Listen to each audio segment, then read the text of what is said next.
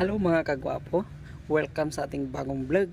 Ang pag-uusapan po natin ngayon ay kung paano po ako na-monetize na hindi pa po ako hindi ko pa po na-meet ang 1,000 subscribers at saka 4,000 public watch hour.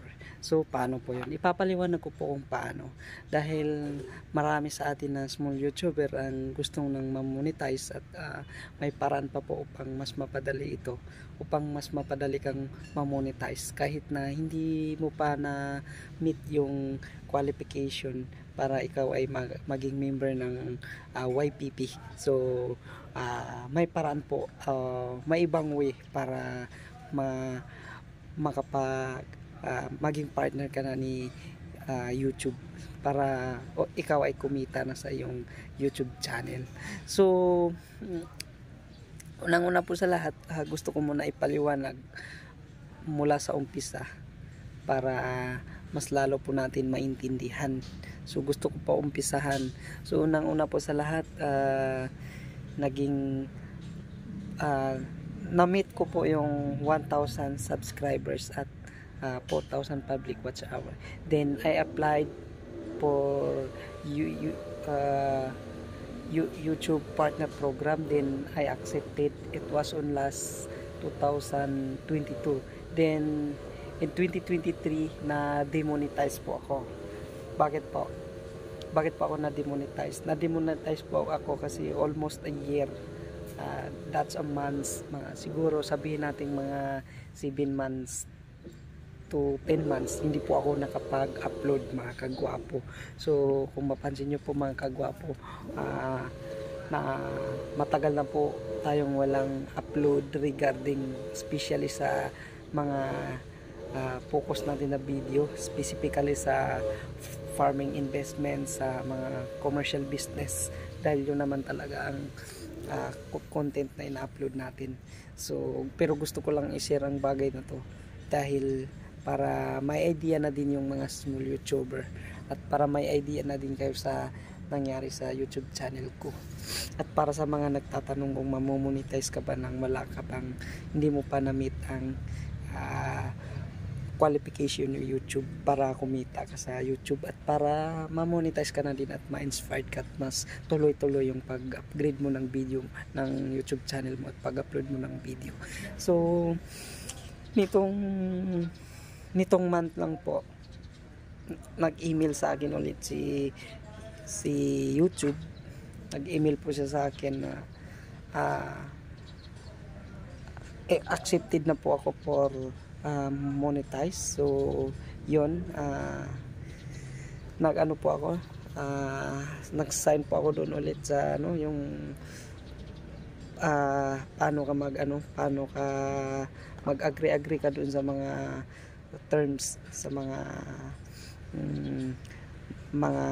ni YouTube, kumbaga yung parang agreement niya na hindi mo mga lalabagin na mga agreement para ikaw ay ma-demonetize.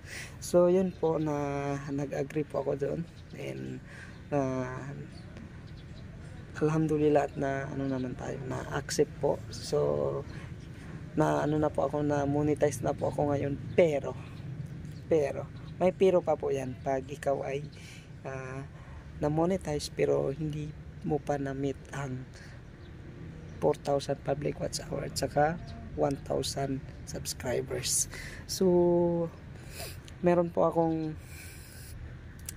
po akong i-share dito kung ano ang meron sa nakamit ng 4,000 public watch hour at saka 1,000 subscribers na na-monetize at saka sa na-demonetize na at saka sa na-monetize na hindi pa na-meet yung qualification. So po, ang wala lang po doon is wala pong ads yung video mo.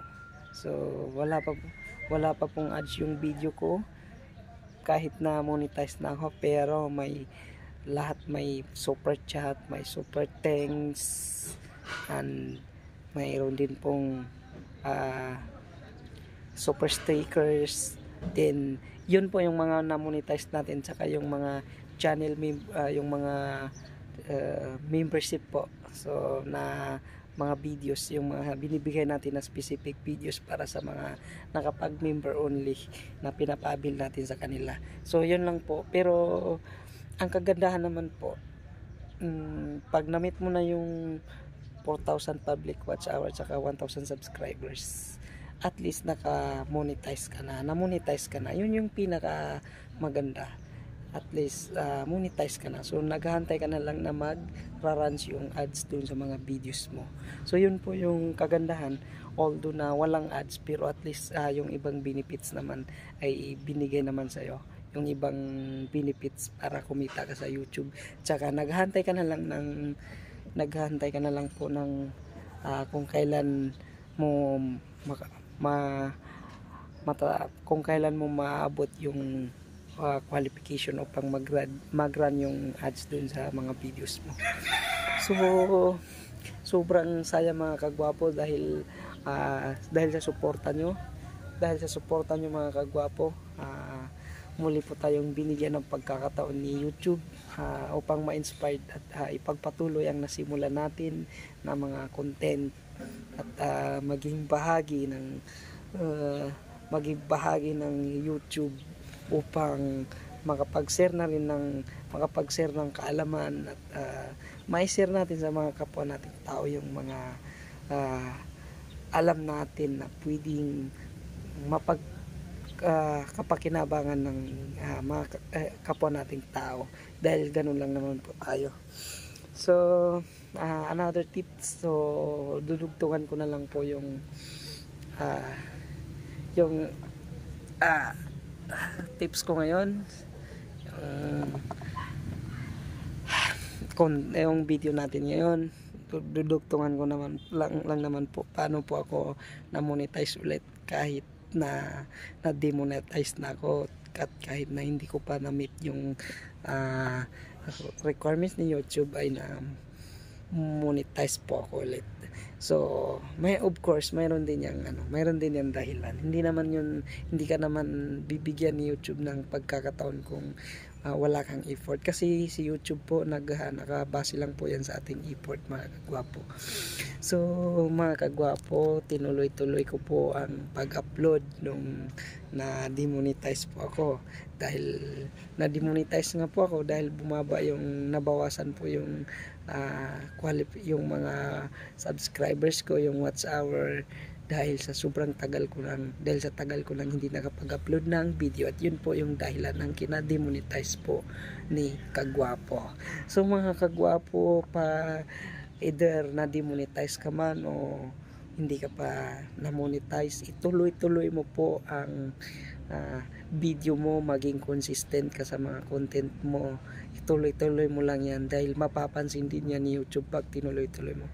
Kahit wala ka pong views, upload ka lang ng upload po, dahil si YouTube i-recommend ka din yan, at tutulungan yung YouTube mo para mag-grow up kung ikaw po ay tuloy-tuloy na nag-upload ng video, mga kagwapo. So yun po kasi yung nangyari sa akin, tinuloy-tuloy ko yung video after nung na-demonetize ako, dahil sa tagal ko nang hindi nakapag-upload, siguro mga 8 months na akong hindi nakapag-upload. So tinuloy-tuloy ko po yun, at na hanggang sa dumating sa punto na binalik ako ni YouTube sa monetize, kahit hindi ko pa na-meet yung qualification.